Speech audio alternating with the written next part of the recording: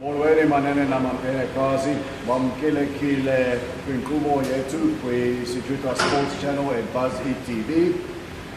Namhlanje siza kuxoxa ngomlo onomdla kakhulu kuthi abalandeli bamangili boMzantsi.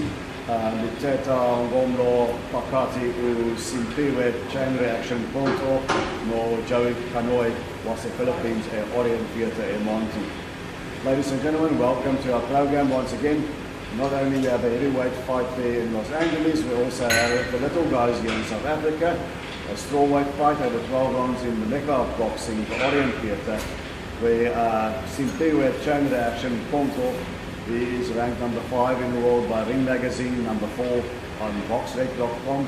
Takes on the Filipino Joey Canoy over 12 rounds. Canoy, in fact, is ranked number 8 in the world by boxrec.com. I like to go for the independent rankings rather than the sanctioning body rankings that can be promoter influenced. But both these guys are world class and are serious contenders for the top spot. Now, what can we expect to see in Orient Theatre? We know Joey Canoy here in South Africa. Just more than a year ago, he was here. He fought Ricky Butler, the executioner of a current Ring Magazine and WBA junior flyweight champion of the world. He fought valiantly. He made it a really good fight. He tried to win, but in the end, Ricky was just too good, and his corner pulled him out in the beginning of the 8th round. Since then, he hasn't rested. He's gone on and had 2 more fights, and he came back quite impressively.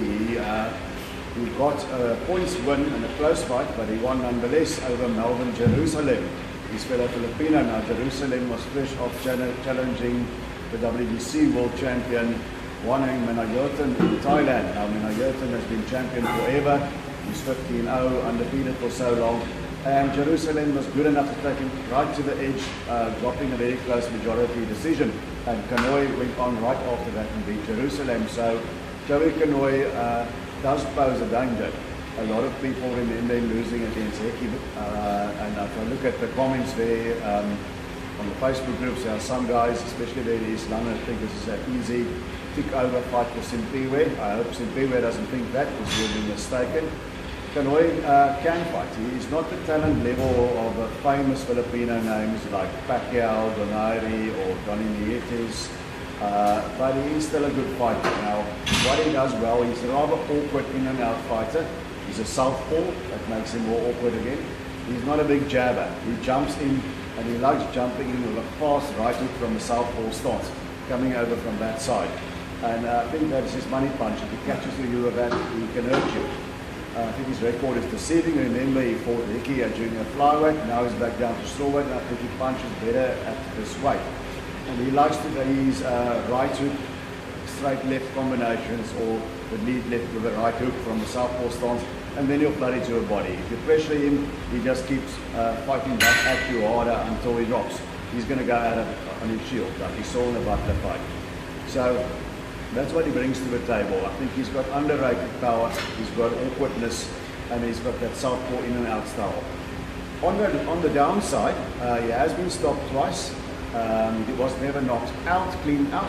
He's been stopped with an accumulation or pulled out by his corner. So you can hurt him, but it's going to take more than one shot to do that.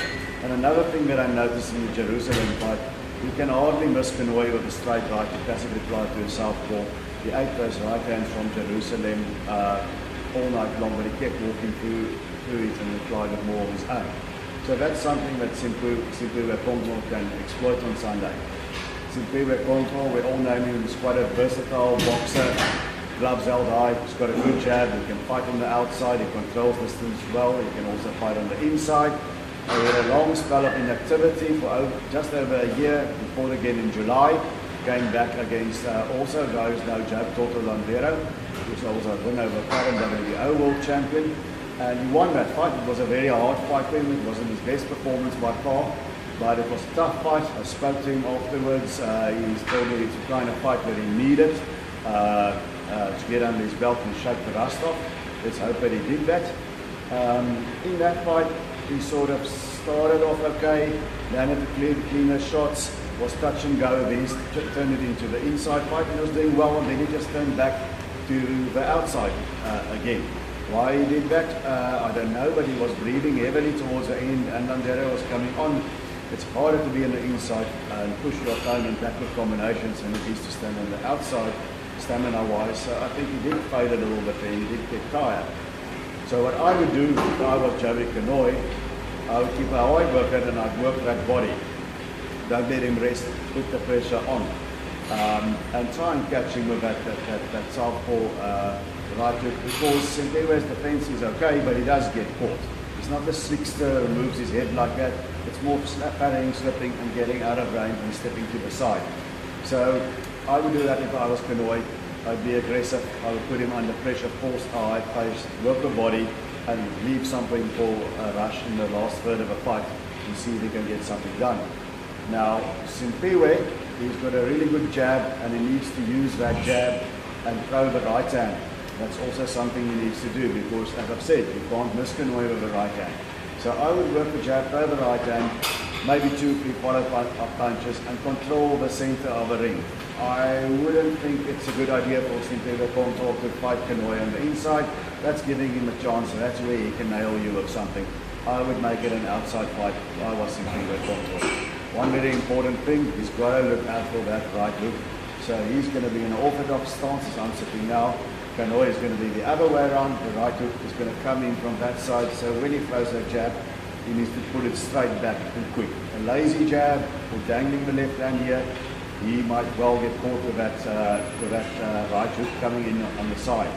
So he needs to look out for that. Now, when you're talking about Simphiwe Konkco, Ndinombono, Wekamba, I've got a vision of a future for that man, because I really want him to win this and go on and challenge Waneng Menayotum in Thailand for WBC World title. I was saying Thailand because there's no way you're going to get him out of Thailand. And it is a very, very, very tall order to win in Thailand, but we've done it before. Years ago, remember when Zolani Petrolov went to Thailand and he beat another strawweight world champion, very long reigning guy in similar vein to Menayotum. That guy was called Ratanapol Sorborapin, and I'm talking about Zolani Petrolov knocking out Ratanapol Sorborapin in Thailand and bringing home the IBF world title. The fact that Menayotum has been champion for so long means that sooner or later the end is going to be near. Sooner or later the wheels have got to come off. And I'm hoping that Simphiwe Konkco can be the guy in the right place at the right time and bring that upset over Menayotum. But to do that, he can't slip up against Joey Canoy. So what will he do? Is Simphiwe going to do it against Joey Canoy? I think him and Colin Nathan, they won't be foolish enough to overlook Canoy, and I think we'll be on the P's and Q's. And I think the last fight hopefully has knocked off some ring rust, and I expect him to give a better performance than he did against Dr. Landero.